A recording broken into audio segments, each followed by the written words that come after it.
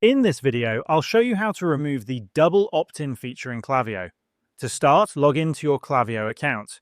Once on your homepage, navigate to the left-hand side menu and scroll down until you see the Audience section.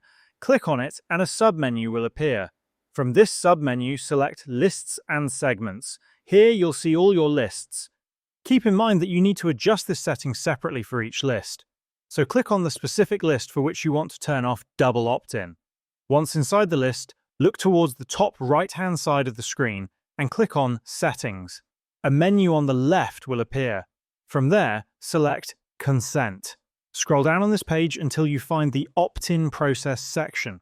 By default, Klaviyo uses double opt-in, which means that when someone subscribes to your form, they'll receive a verification email to confirm their subscription. If you prefer not to have this extra step, switch the setting to single opt-in. This way, as soon as someone subscribes, they'll be added to your list without needing to confirm via email. Once you've selected the single opt-in option, scroll back up and click Save at the top right-hand corner of the screen. You'll then see a notification confirming that your settings have been saved. And that's all there is to it.